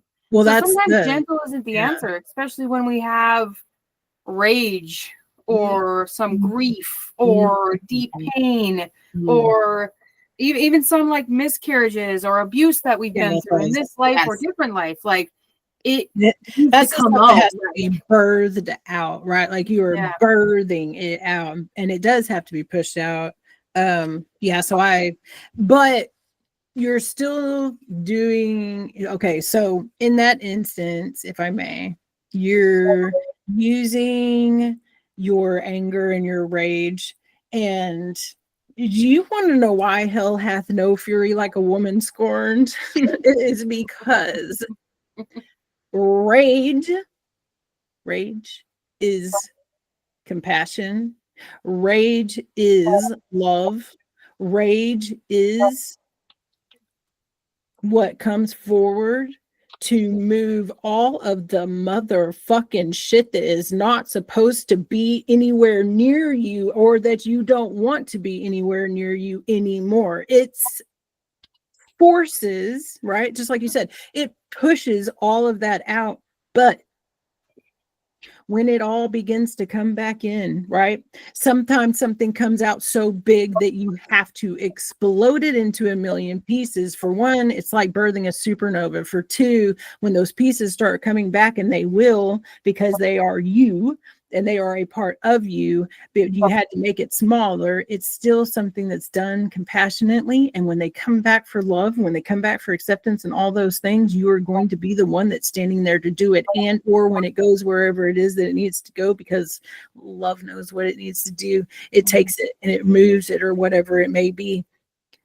Rage and anger are the absolute highest empowerment of love. Yes. Thank you. Thank you, Jenlynn. For all of the viewers that are coming in later, I would love to know what it is exactly you do and how they can find you. So I help you get through whatever it is that you need to get through to understand who you are, what you're here for, what your purpose is, what your values are, from the inside out, and from above, as above, so below, right? So we're going to, when I work with you, when you work with me, mindset, belief systems, emotions, learning how to work with those, manipulate those. And when I say manipulate, right, it's a molding of, because you are the energy master, you are the alchemist, you get to do and create, right, and all of those things. So it's learning how to do all of that. And in this 3D realm, learn how to send all of that out in a way that people that are across the world and across the globe understand exactly who you are, what you stand for, through the congruence of yourself from the inside out. Right. So what that looks like is that everything, we call it branding, we call it marketing, but it is being so in alignment with who you are and what your purpose is and what your powers are and who it is that you're serving and what it is that you're here to do, that everything about you, no matter what it is that you look like, no matter what it is that you're wearing, no matter what it is that you're eating, no matter what it is that you're saying, no matter all of the things, as long as you're bringing all of your muchness to the table, you're bringing everything that needs to be done, and those people are going to be magnetized and they're going to come to you because everything else is going to send them off. And I'm sorry about it, but unless you're doing yoga, it doesn't mean that you get to show up in your freaking pajamas or sweatpants. This is becoming polished. This is bringing your highest self to the table to eat and to welcome others to eat with you. Yes, thank you. And just that slight caveat there, when I say be gentle, even in that rage, what I mean when I say hold yourself gently, it's like hold your heart gently. Absolutely. Spit, cuss, scream, get that shit out, but hold yourself gently. That's what I mean. Like, your heart is so precious and so tender, and it demands and deserves your loving attention. That's why it has that rage, right? It's the demand. Right? That's it. It really is. That's what that compassionate rage is. And I love. Thank you, because you gave me the word there. It is the demand of the heart. It's your boundaries. It's what's good and what's not for you in that moment. It is that. And when we say without judgment, that's what I mean. Your brain's gonna think crazy shit about people all day long, even yourself. You just let it. To do without judgment means that this is open. It does not get closed. This does not get to become a rock that does not move. This will not. It refuses to. This heart has to remain open. And when it is, you treat people with kindness, with empathy, with compassion, with all of those things without having to do anything but simply just being. Stop fucking judging and worrying about things so damn much sometimes. Just be. Just be. Let us close with that beautiful note to just be. Let's take a couple of big deep breaths. Inhale and exhale. Three big breaths. What? Breath. What is happening with my mouth right now? This woman needs a drink. Hold on. So let's breathe in. Let's seal all of the magic that has flown in today. My goodness, it's in there hot. Just be. And as we tune into breath, let's come back into our body. We're going to do our final movement practice. Sweeten into that breath. As Jenny Al was sharing at the beginning of our talk, when was the last time you allowed yourself to really feel the fullness of your presence? Take up that space that you are here to occupy. Feel that space that you are here occupying as you hold yourself. Place a hand on your heart, maybe two hands, one hand on your heart, one hand on your stomach or your seat of power down there in your sex.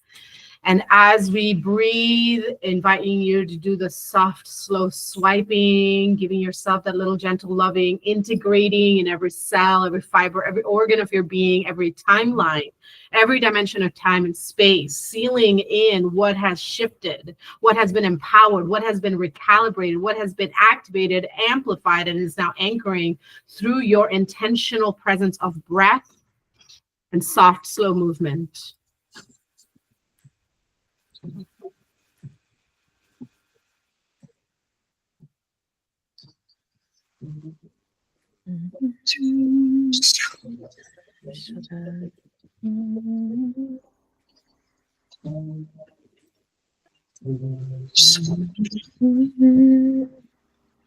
Shut down the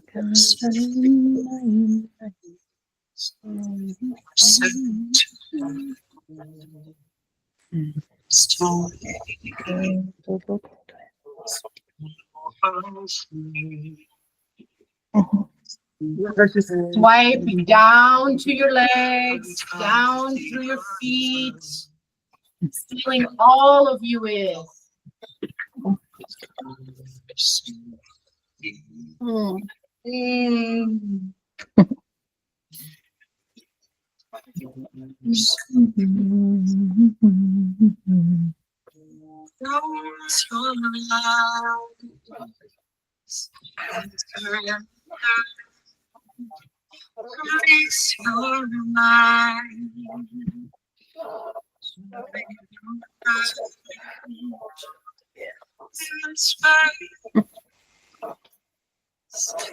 Gently swiping your crown, feel those wisdoms, tinglies.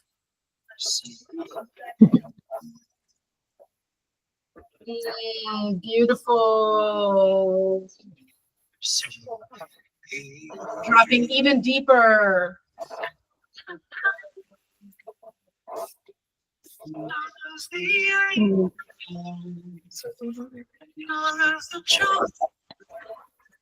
Slowing down your swiping to molasses, thick molasses hands.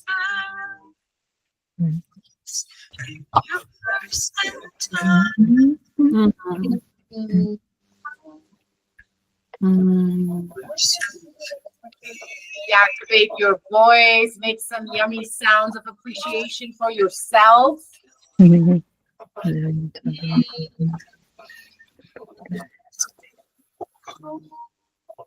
Beautiful. Placing your hand on your heart and one on your crown. Feel the seat of your compassion. Feel the crown of your centered presence. Thank you for your curiosity today. Thank you for joining us here in Quantum Summit Day 4. To recap our day, we had the powerful priestess, our host extraordinaire, goddess, woman, sister, queen, divine, sovereign, and Lady Anika presenting about epigenetics and the chakras, the energy systems, the parallels between our human bodies and the Earth Mother, how to tap in, how to clear, how to align and amplify our inner systems in service to self and to Mother Earth. And then we had Jenny L here with the beautiful wisdoms, the powerful sacred wisdoms of the crows. For those of you who do not know, crows are one of the few animals that actually pass down their memories through the blood. And so you fuck with a crow 35 years from now, they're going to know if somebody wears the same jacket that you were wearing, when you're fucking with the crow, they're all going to come and peck at you. So crows have lifelong memories, just like we humans do. And I just love that she brought that crow medicine in for the epigenetics today. She shared beautiful practices, empowerment, how to quantum shift in 60 seconds or less, master over here. And so what is our keyword for today? Our keyword what is our keyword? Yesterday was breakthrough, right? Yesterday was breakthrough. And when we break through, what happens? Lady Anika, you want to share? I'm like, I don't know. Is it alignment? I don't know. My notes are way in the back. Illuminate. We illuminate. There you go. Illuminate. Find love. What has been hidden. Illuminate. What we have hidden from ourselves. We definitely did that what today. Has been hidden from us, because sometimes that is protection. What is this card, Jenny, that you have for us? The beloved. Oh, yes, we are the beloved. We illuminate the beloved. Beautiful. The love that we are here to love and to be loved, because we are beloved. And so the reflection question for today is, by regulating my nervous system with blank, I illuminate and nourish my passionate purpose. So what is one practice that has been shared here today or anytime through the week that you can use to start regulating your nervous system right here, right this minute? Some examples are breath, going outside, putting your feet on the grass, My personal favorite is the headstand. Shit's getting crazy up there. Get on your hands, put your head directly on the ground, let that blood go back down. I don't know if you'd want to see me doing a headstand, but I sure can shake it out. Or you could do a twerk-up, right? Like activate your twerk-up body. Just like Twerk is good. Twerk is good, right? What other beautiful practices do we have, Lady Anika, for regulating the nervous system?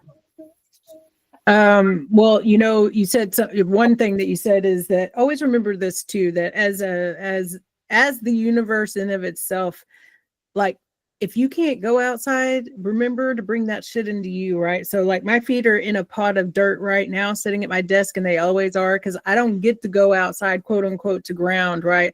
So if you want some water, fucking pinch yourself if you have to, start crying, right? You're the water. Like bring the water, like you are the earth. You have access to everything. There's nothing that you cannot. There is no thing that is blocking you or keeping you or containing you. You are limitless with what you can do in this body. Are you kidding me? This body right here, this body is over 70% water. It's actually like 90% water. Yes. And you're going to tell me, be the water. Absolutely. Love that. Thank you for that reminder. Palo Santo, crystal, seed, all of these are tools that amplify, that mirror, that illuminate and show the power that already is within us. But we still use them anyway, because damn, that's a so good. And we are in co-relationship with the earth. Yes. And thank you. I love you. Just saying, I do. But I love it, because this is about gratitude, right? Hey, that's another way we can regulate our nervous system. I love you, and I love you. I love every cell in my delicious body. I may need a shower. That's okay. I actually don't need a shower. I just had to do that. I know, but that does remind me though, right? Like there's this, okay, so there are energies that live within and inside your heart. Okay. So gratitude gets you thinking about the things that you're grateful for, right? And that's really super powerful. But I got something for you. There's something beyond gratitude, and it is appreciation. Appreciation is gratitude evolved. Yes. Okay? Joy is happiness evolved. Courage is fear evolved. Forgiveness is acceptance evolved, right? Acceptance is forgiveness evolved, right? All of these things, those are all in your heart. Those are all in your heart. They are a feeling. They are a visceral feeling that you can tap into any damn time that you want. Anytime that you want, you can create those feelings and that energy in your heart space and send that all the way out through the universe anytime that you want. Thank you. So yes, beautiful sacred sovereigns, share in the comments below what is the practice that you are using to regulate your nervous system so that it can further illuminate and nourish your passionate purpose. And before we do the card, we should talk about what we're going to do tomorrow, right? Yes, thank you. Oh my gosh.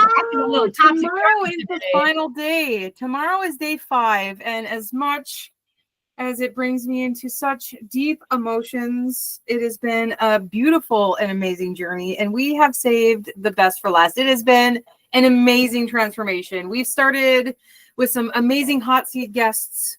And then we stepped into the realm of transformation and trauma, and that video is having a hard time loading. That's how powerful that stuff was. Yesterday, we sat with Dr. Sereno and beautiful Sharon Bryn, and we uncovered mind traps and connected to how we heal with love. Today, we really sat with our energy of creation. Both Jen and I really brought some powerful stuff about really stepping into our creation, the safety in our body, utilizing our nervous system and our energy and breath. And we are the true creators in this human form. It was super powerful. Tomorrow we have beautiful Lady Dresmin is going to share about the quantum. She is a master quantum alchemist, and I'm just absolutely excited to hear what she has to share. And then we have beautiful Taylor tomorrow, and he's going to share about what? He's going to talk about time and space magic. Oh, that's How going to to take us get- off into a huge different space. I know we've been covering a lot of the 3D stuff, and we're really gonna go into the underworld and the overworld tomorrow. Yes. So you You'll are have- definitely, hopefully, caught up by then. I don't know if you Mhm. can catch up with like 16 hours of time, unless you're on the regimen. We do not recommend that because this is about regulating, not traumatizing the nervous system. Mhm. So, Are you know, you? join us anyway. So you're gonna.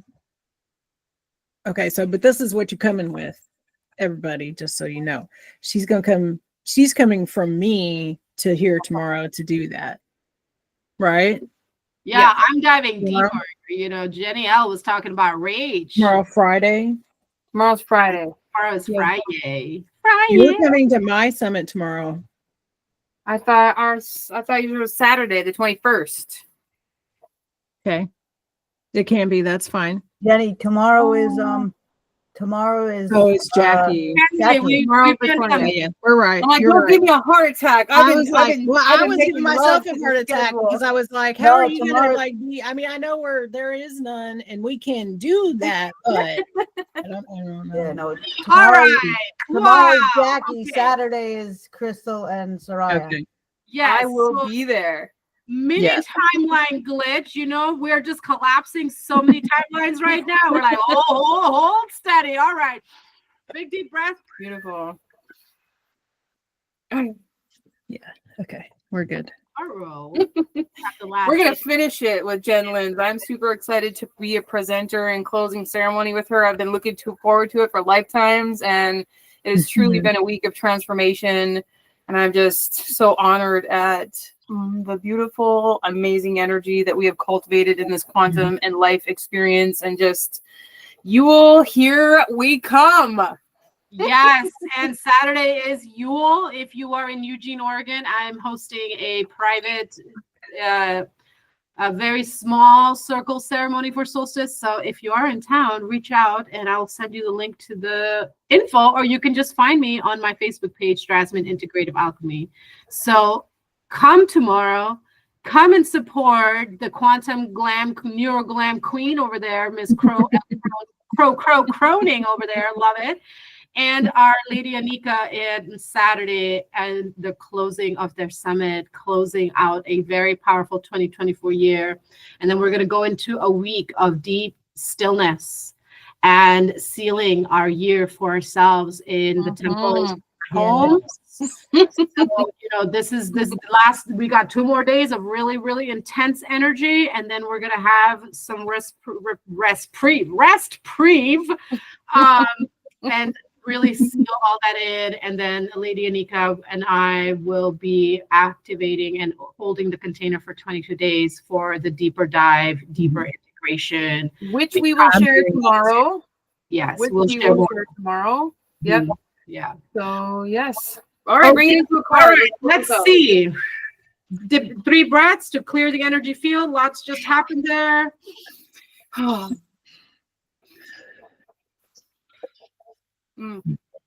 My inner child is like, Yes, I feel that. I also need to shake and wiggle and bounce. Okay. So if the river flows this way, the river wants to bounce right now. This is the card that we pulled for today. The number is 4. And I find that very interesting. We pulled the card number 4 on day 4. 4 represents the 4 corners, the 4 foundations, the 4 pillars, mind, heart, body, energy. This is what we are anchoring in this here now moment by saying, I accept my highest timeline, and it is so. Right. The essential meanings of this card is the importance of going with the flow. We've had to go with the flow today a little bit. We went a little over time, but it's all in divine. Feeling the sense of being one with the currents of life. The current sea is the current sea. Trusting you will never drown, as your destiny wants you to go this way. So what is the flow state? It is a way of surrendering and trusting the benevolent forces of life. It is surprising that we do not spend more time here in the now, as it is amazing, creative, magical, and peaceful, brimming with potential. Flow is a state that is readily accessible through any activity that captures your effortless focus, such as meditation, dancing, painting, walking, breathing, washing your dishes, or even taking a shower. Right now, you are being invited and guided to go with the flow, to allow the currents of life to move you forward. You do not need to struggle, to plan or strategize, to resist or push, because this is not about effort. The magical river that is you already knows where it is going and where you fit into the plan of the divine, the plan of your soul blueprint. Allowing and surrendering is what's called for now. No matter if the water becomes choppy or feels like it is carrying you away, you will not drown. This is one of the most creative and life-enhancing times for you, Aho. And all you must do is allow, is trust that all is for your highest holy in the here now, because you're already whole and holy. When your inspired ideas come to the surface, follow along. Whatever is calling for your attention, immerse yourself in it and see where it takes you. If the river flows this way, go with the current, only and always for the highest good. Keep doing what you've been doing, weaving your dreams and desires in a graceful rhythm. All is well. Beautiful. Well, that sums up everything we talked about today, doesn't it? Those cards have been very in alignment. Thank you, beautiful people on the replay. We are going to stop recording and we will see you guys tomorrow. Take care of your beautiful selves. Nourish, hydrate, breathe, rest, journal. Remember, you are love, here to love and to be loved, beloved. And we are still wanting to hear what you're weaving and your vulnerable truths, so we can hold the highest vision. So we will share these beautiful things tomorrow on our quantum shifting day. For now, beautiful souls, we will see you tomorrow. Thank you.